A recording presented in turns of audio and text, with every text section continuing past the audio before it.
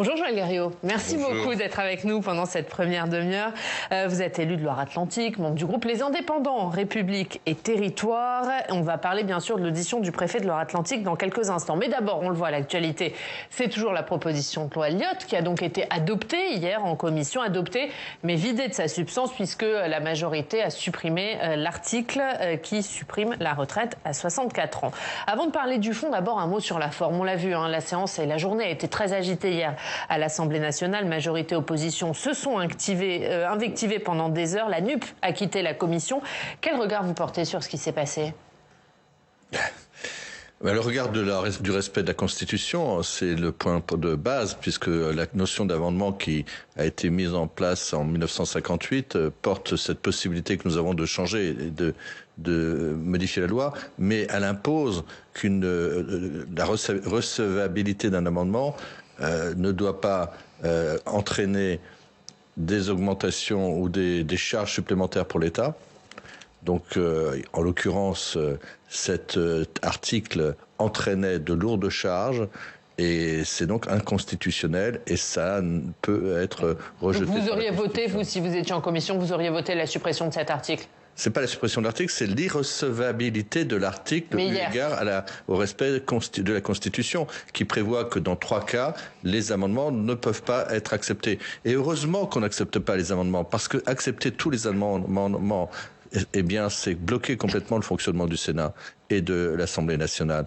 Pourquoi ? Parce qu'on l'a vu, en 2006, on a eu une situation équivalente, c'était pour une loi sur l'énergie, où il y a eu 134 000 amendements qui ont été déposés par l'opposition de Chirac.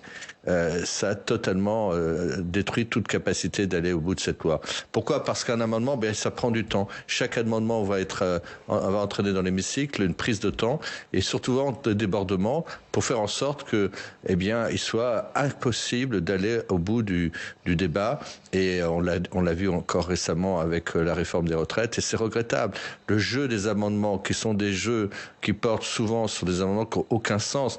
La Première ministre l'a dit hier avec des sous-amendements. Moi, je l'ai vu au Sénat. Vous avez des sous-amendements sur la base d'un rapport qui devait être remis le 1er janvier 2026 et les sénateurs qui voulaient bloquer cette soirée-là, on aurait passé notre nuit à faire n'importe quoi puisque le premier amendement, c'était de passer du 1er septembre 2026 au 2 septembre 2026. L'amendement suivant, c'était de passer du 1er septembre au 3 septembre, etc., jusqu'à la fin du mois de novembre. Il y avait 90 amendements qui ne voulaient strictement rien dire. C'est-à-dire qu'il faut bien voir qu'il y a un jeu que moi, je ne partage pas, et pour moi, c'est vraiment un contresens de la démocratie. Il faut arrêter cette façon d'agir, qui est d'éviter de parler du fond, en mettant des choses totalement stupides, des modifications totalement stupides, qui permettent de faire en sorte que ça n'avance pas. On sait très bien que l'amendement ne passera pas. On ne cherche pas à ce qu'il passe. On cherche. Mais la gauche dit que ce qui est dommageable pour la démocratie, c'est ce qui s'est passé notamment hier, à savoir que du coup les amendements n'ont pas été examinés, que le 8 juin il n'y aura sûrement pas de vote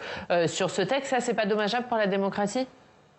Non, parce qu'on est parti sur une technique qui porte le fait de mettre sur la table des amendements stupides, qui n'ont aucun sens, à une seule fin, de faire que le débat ne se produise pas. Et cette technique est, à mon avis, inacceptable. Pour ma part, des amendements, j'en ai fait énormément. Je peux vous assurer que chaque amendement a du sens et mérite d'être débattu et d'être argumenté. Qui passe ou qui passe pas, c'est là que joue la démocratie. Mais lorsque vous savez que de toute façon, ce que vous présentez n'a aucun sens, changement d'une date par une autre et en le faisant ça pour toute l'année, et pourquoi pas changer l'heure par une autre heure, ça n'a aucun sens. Mais vous le faites et à partir de là, vous savez que vous allez tourner en rond et que le résultat, c'est qu'on n'aura pas parlé du fond. Mais du coup, c'est inacceptable. Du coup, la gauche appelle à une pression populaire maximum mardi lors de la journée de mobilisation. Est-ce que ce qui s'est passé hier, ça risque de relancer la contestation contre la réforme ?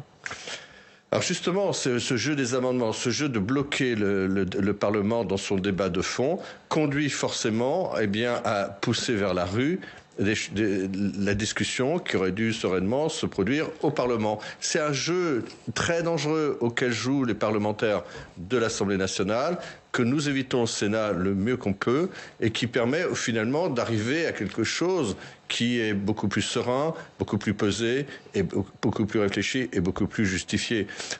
Je crois qu'aujourd'hui, le Parlement, côté Assemblée nationale, se trompe totalement dans son mode de fonctionnement Et ceux qui en sont les responsables, c'est les premiers qui diront voilà pourquoi on est dans la rue. Mais c'est eux qui entraînent le phénomène de la rue. C'est eux qui poussent à des actions de violence et d'agressivité. Quand on les entend, la façon dont ils fonctionnent, c'est cette vindication qui est la leur. Pour moi, c'est pas ça la fonction parlementaire. On va revenir sur la question des violences envers les élus, notamment les élus locaux. Lors de son audition au Sénat après sa démission, le maire de Saint-Brévin s'était dit abandonné par l'État. Il avait mis en cause le préfet de Loire-Atlantique. Hier, vous avez auditionné ce préfet de Loire-Atlantique ainsi que le sous-préfet. On va voir les temps forts de cette audition avec Audrey Vuettez.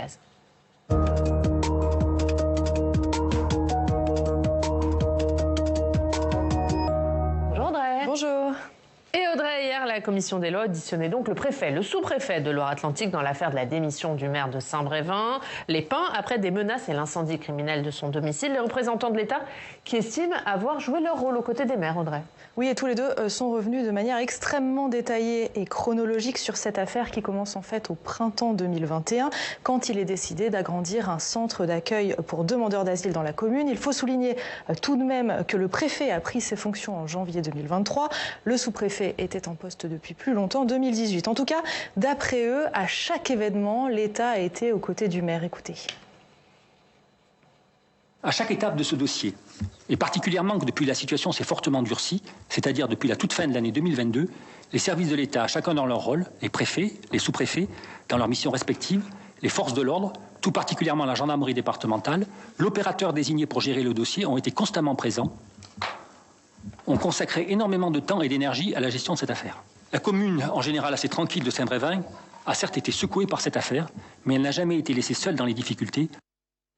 Alors une prise de parole qui contraste avec celle du maire auditionné par les sénateurs il y a 15 jours. Yannick Morez qui face à eux s'était dit abandonné par l'État. Et c'est vrai que malgré les justifications du préfet et du sous-préfet, les sénateurs ont eu plusieurs fois le sentiment que les choses s'étaient envenimées doucement sans que rien de radical ne soit fait pour arrêter cela. Ça a été souligné. Quelques exemples. Le maire demande l'interdiction d'une manifestation. On lui refuse au motif que les conditions de l'interdiction ne sont pas respectées. Il reçoit des tracts haineux. On lui répond que seule la justice peut les interdire et il faut attendre l'incendie de ces voitures pour qu'une protection soit mise en place. D'ailleurs, après cet incendie, le maire n'a reçu que des coups de téléphone de la préfecture. Ça a choqué certains sénateurs, notamment le sénateur socialiste Hussein Bourgi. Je vous propose de l'écouter avec la réponse du sous-préfet dans la foulée. L'un ou l'autre, vous êtes allé à Saint-Brévin pour témoigner le soutien de l'État au maire de Saint-Brévin. Ce qui nous avait surpris et qui m'avait moi personnellement heurté, c'est d'apprendre que l'un ou l'autre était allé à Pornic 48 heures après l'incendie et personne n'avait pris le soin de s'arrêter à Saint-Brévin qui est à 15 à 20 minutes. Je regardais sur ma pile itinéraire, ni à l'aller ni au retour pour rendre visite au maire de Saint-Brévin. Et ça, je ne le comprends pas. J'ai eu le maire le jour de l'incendie. Je n'ai pas perçu de demande particulière de sa part à ce moment-là, peut-être à tort, mais j'ai pas ensuite eu le réflexe de l'appeler pour lui dire je viens chez vous. C'est exact. Monsieur le sénateur, on va reparler du contexte qui a largement été évoqué, contestation de la réforme des retraites, mais ils vous ont convaincu, le préfet et le sous-préfet, hier ? Oui, ils m'ont convaincu parce que ce sont des personnes honnêtes, ce sont des personnes sincères, ce sont des personnes de qualité qui ont joué, qui ont exercé leur fonction avec le sentiment d'agir comme ils devaient le faire. Cette audition a pour objectif de laisser le point de vue de part et d'autre et de voir comment se fait-il que ce n'ait pas bien fonctionné. Je crois que chacun tire des conclusions pour soi-même et c'est ça l'avantage de cette audition qui a permis de se dire finalement j'aurais peut-être dû faire ça. C'est très facile de voir les choses une fois que l'affaire est terminée si j'ose dire, ou du moins qu'elle est arrivée à son paroxysme. C'est plus facile, mais c'est vrai que ce regard porté sur les événements qui se sont passés, chacun apportant ses arguments, on permet de mieux voir comment il aurait fallu agir pour apporter un soutien plus concret, plus efficace auprès de Yannick Morez. Moi, je pense que, et le préfet l'a dit, et on l'a bien vu, déjà quand il y a eu l'incident le plus grave, à savoir l'incendie de la maison et des voitures, le préfet ou le sous-préfet aurait dû physiquement se rendre auprès de Yannick Morez. On est dans des conditions à ce moment-là qui sont terrifiantes, puisqu'il y avait des actes de violence sur beaucoup d'endroits de la Loire-Atlantique, en particulier le blocage du pont de Saint-Nazaire, le problème de la raffinerie de Donge avec des manifestations et des violences. Je rappelle que ce pont Saint-Nazaire, c'est quand même 800 000 € de travaux qui vont être réinjectés du fait de la casse sur Nantes. Donc le préfet montre bien qu'il est dans une situation à ce moment-là qui est extrêmement tendue, extrêmement difficile. Pour autant, aujourd'hui, je sais que il revoit le film de tout ce qui s'est passé et se dit là j'aurais dû probablement faire ci, là j'aurais et si ça doit se produire, j'agirais de telle et telle manière. Je crois qu'il faut surtout chercher ici à en tirer les conclusions sur la bonne manière et les bonnes pratiques lorsqu'on est face à une situation comme celle-ci. Et ça va changer beaucoup de choses. Et c'est ça que souhaite Yannick Morez, c'est que ce qu'il a vécu ne se reproduise pas et que cette expérience, parce que nous allons la traiter, parce que nous allons l'analyser, donne des résultats concrets. Ouais, on va en parler, mais juste Audrey, pour terminer, puisqu'on a évoqué le contexte, d'après le préfet, le contexte était compliqué. Oui, c'est beaucoup revenu dans les prises de parole. Vous l'avez rappelé, quelques jours avant l'incendie criminel et quelques jours après, il y a eu d'importantes manifestations contre la réforme des retraites. Et d'après le préfet, c'est la raison pour laquelle, notamment, il n'a pas senti certains signaux, raison pour laquelle aussi il n'est pas allé voir le maire de Saint-Brévin en personne après l'incendie criminel. Écoutez. Sa décision de démission, elle n'en est pas moins, en effet, un échec collectif, et j'en prends ma part comme représentant territorial de l'État. À titre contextuel, la semaine au cours de laquelle a été commis l'incendie criminel à l'encontre de monsieur le maire de Saint-Brévin-les-Pins a été ponctuée d'événements lourds en termes d'ordre public. La veille, dans la nuit du 21 et du 22 mars, la libération de l'appontement de Donge pour permettre la livraison nationale de carburant a donné lieu à des affrontements violents sur le site pendant plusieurs heures, malgré le renfort de 3 escadrons de gendarmerie mobile. Toute la journée du 22, le pont de Saint-Nazaire, propriété du département et axe stratégique en Loire-Atlantique, a été bloqué et fortement dégradé. Il n'a d'ailleurs été réouvert à la circulation que le lendemain. Ailleurs, il y a le contexte, on l'a évoqué. Hier, vous avez aussi parlé d'autres maires qui dénonçaient un sentiment d'impunité, notamment sur les personnes qui ont envoyé les tracts, qui ont envoyé les menaces. Finalement, rien n'a été fait pour remonter et savoir qui les envoyait. Oui, j'avais organisé le 7 avril au Pouliguen une réunion en présence d'ailleurs du sous-préfet et du général de gendarmerie, auquel participaient de nombreux maires qui apportaient leur témoignage sur des affaires dont ils avaient été victimes, des violences de toute nature, et qui montraient qu'à chaque fois qu'il y avait eu un dépôt de plainte, ça avait fini sans suite. Alors il y a, à mon avis, derrière cet événement, qui est malheureusement partagé et assez connu, le sentiment que j'ai que beaucoup de gens, finalement, sont aussi dans des situations qui ne donneront pas l'objet d'un dépôt de plainte. Alors aujourd'hui, le préfet insiste beaucoup sur le fait que ce soit fait. Mais dès l'instant où cette rumeur se répand en disant ça sert à rien, et qu'ensuite du côté de la gendarmerie ils savent que ça débouche pas, je veux dire d'un part et de l'autre, eh bien on hésite. Et ça il faut y revenir. Il faut y revenir, c'est extrêmement important. Mais comment? C'est une question d'application des sanctions ou c'est une question de modification de la loi? Où la loi est là, mais les sanctions sont pas appliquées. La loi est là, mais elle est laissée à la libre interprétation des procureurs, voire ensuite du juge sur l'application des peines. Pourquoi? Parce que il va considérer que c'est un fait politique classique. On va considérer que finalement c'est une pratique normale et on peut pas intervenir parce que à chaque fois les élus se font insulter. Moi, j'ai été maire en 1995, j'étais 22 ans maire. J'ai vécu ce genre de situation. Je n'ai jamais déposé plainte. Je le faisais pas parce que je n'y croyais pas. Je croyais pas à l'aboutissement de ma plainte. Et donc, ça devient quelque chose d'accepté. Et puis, ça peut prendre des proportions pour arriver à une situation comme celle qu'a vécue Yannick Morez. Et le fait que le gouvernement dise que les atteintes aux élus, les auteurs de violences envers les élus doivent être considérés comme les auteurs de violences envers les forces de l'ordre, c'est-à-dire des sanctions pénales plus sévères, ça peut débloquer la situation ou pas? Oui. Dans l'édition d'hier, il y a eu un moment pour moi qui m'a marqué, c'est quand Yannick Morez, le 15 février, adresse un courrier au procureur de la République et qui marque justement le danger auquel il se sent soumis et la hauteur des menaces. ce courrier, je n'ai pas pu obtenir de réponse. Qu'est-ce que ça a entraîné? Est-ce qu'il y a eu, derrière ce courrier du 15 février, une enquête préalable qui a été engagée, des mesures qui ont pu être prises pour aller chercher les auteurs? Pourquoi? Parce que si ceux qui menacent se sentent tout à fait libres de poursuivre et d'accentuer leurs menaces parce qu'il ne se passe rien, on peut arriver jusqu'au boutiste, c'est-à-dire jusqu'à un événement qui a été celui d'incendie. Pourquoi l'élément d'incendie est un élément décisif? Pourquoi? Parce que dès qu'on passe à cette dimension-là, on atteint pas seulement maire, on atteint sa famille. Nous, en tant qu'élus, on se sent agressé, mais on peut aussi considérer que finalement, c'est malheureusement une chose assez fréquente. Mais quand cette agression vient toucher les membres de votre famille, à ce moment-là, c'est plus le même domaine. C'est plus votre engagement, c'est l'engagement de tous. Et là, vous pouvez pas continuer. Et Yannick Morez, s'il a démissionné, c'est parce que c'est un cas qui impliquait une décision familiale. Ce que me disait Yannick quand la dernière fois que j'étais avec lui, on se promenait et il me dit, tu vois, ce que je ressens aujourd'hui, c'est le besoin de me retourner. Et mon épouse, maintenant, quand elle est dans la rue, elle se dit, est-ce que j'ai pas celui qui a brûlé la maison derrière moi? Donc ça vous crée une tension qui est pas acceptable. Peut-être un mot de conclusion, après les auditions, vous pensez que le maire a été soutenu assez par l'État?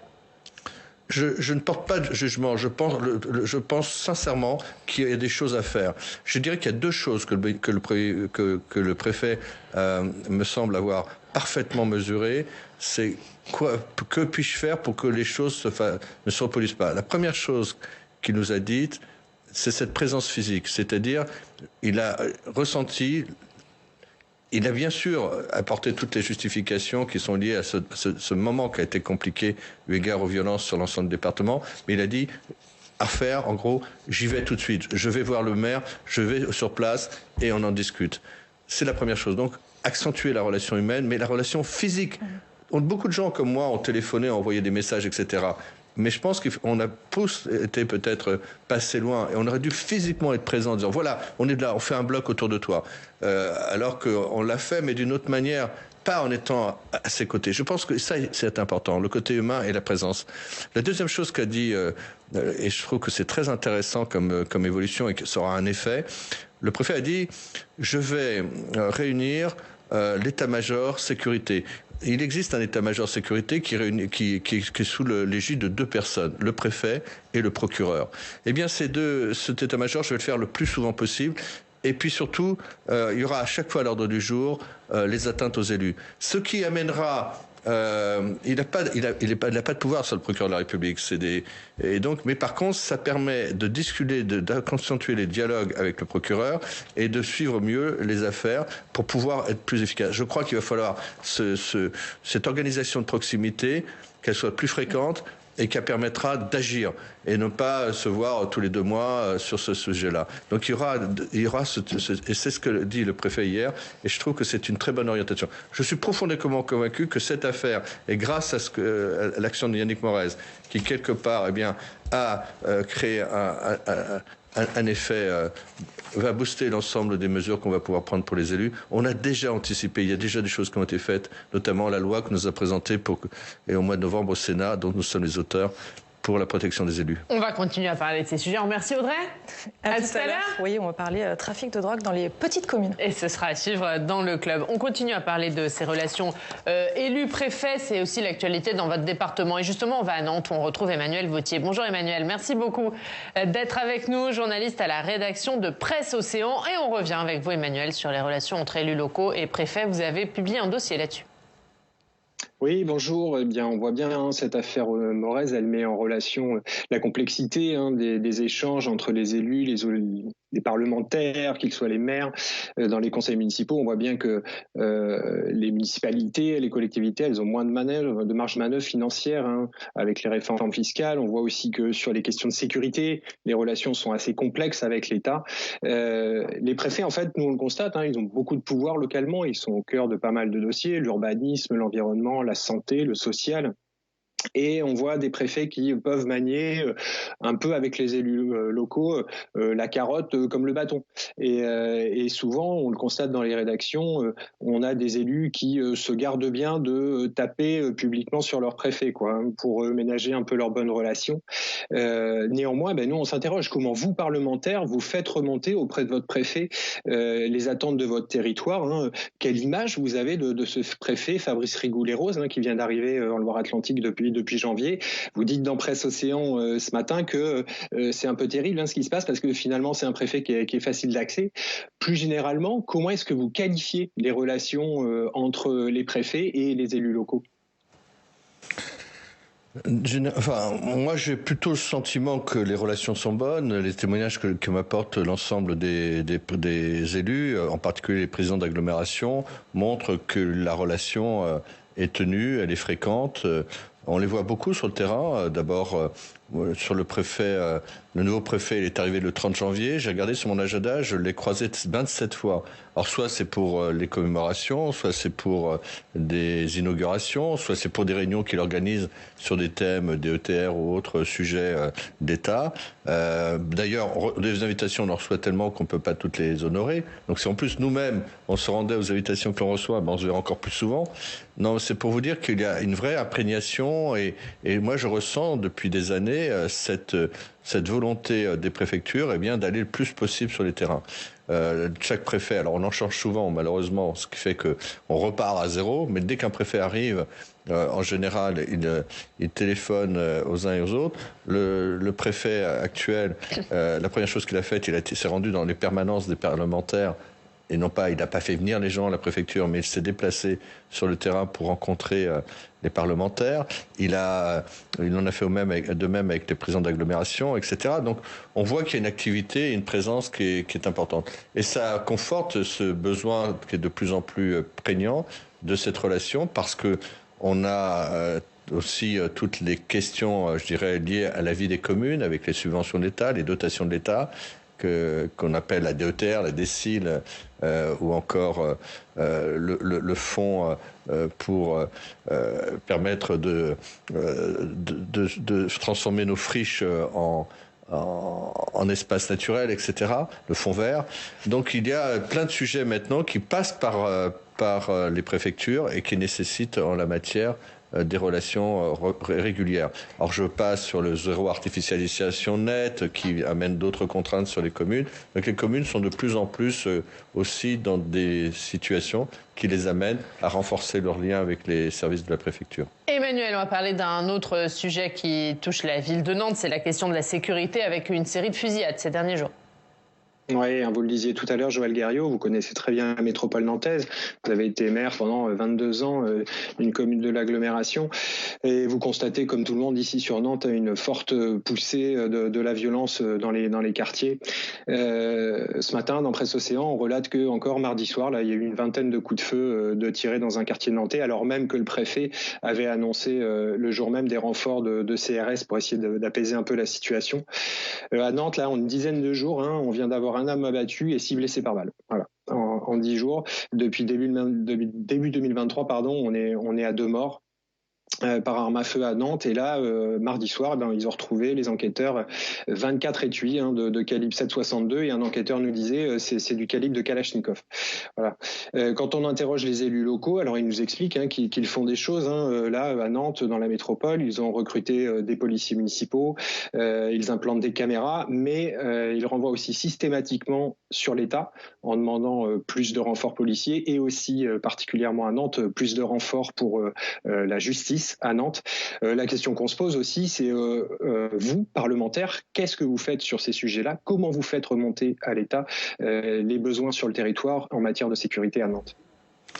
Alors, nous avons plusieurs moyens. Nous avons d'abord ce que nous appelons les questions écrites. Ce sont des questions qui sont adressées directement au gouvernement, qui passent par le journal officiel et qui posent un cas ou un sujet précis qui amène ensuite le gouvernement officiellement à nous répondre. Nous pouvons par les questions orales, ça c'est dans l'hémicycle, interpeller directement le gouvernement. Et puis on peut aussi être source de propositions sur ce que nous constatons sous forme d'un amendement, d'une loi ou autre. Donc les moyens ne manquent pas. Ce que nous le faisons aussi au contact le plus direct du ministre, puisque en particulier Darmanin est en général là tous les mercredis et il n'hésite pas à la sortie d'hémicycle ou avant d'arriver d'échanger avec nous si besoin est, ce qui m'est arrivé régulièrement. Le cas que vous citez est malheureusement un cas qui n'est pas seulement nantais. Aujourd'hui, les moyens qui ont été accrus pour la sécurité sont considérables et ont porté des résultats dans certaines situations. Dans d'autres, on considère qu'effectivement, ça ne va pas assez loin. Mais on est peut-être arrivé à un tel niveau de délinquance et de danger que les moyens devraient être à un niveau formidable. Mais je crois qu'il faut je ne sais pas s'il faut continuer à apporter beaucoup de moyens. Est-ce qu'il ne faut pas plutôt aller à la source et pénaliser la source? Et on revient à la question de la justice. Parce que retombe sur la question de la justice. Qu'est-ce que nous disent nos policiers? C'est qu'arrêter les gens, c'est bien, mais les arrêter plusieurs fois, c'est trop. Et ça finit par être un peu lassant de voir qu'on retrouve toujours les mêmes dans la délinquance. Merci Joël Gariod, merci Emmanuel Vauthier d'avoir été avec nous. La une de Presse Océan, c'est l'audition hier du préfet au Sénat. Audition au Sénat, le préfet assume. C'est à la une de votre journal. Merci Emmanuel Vauthier et merci beaucoup Joël Gariod d'avoir été avec nous pendant cette première demi-heure. Merci. Dans 20 minutes,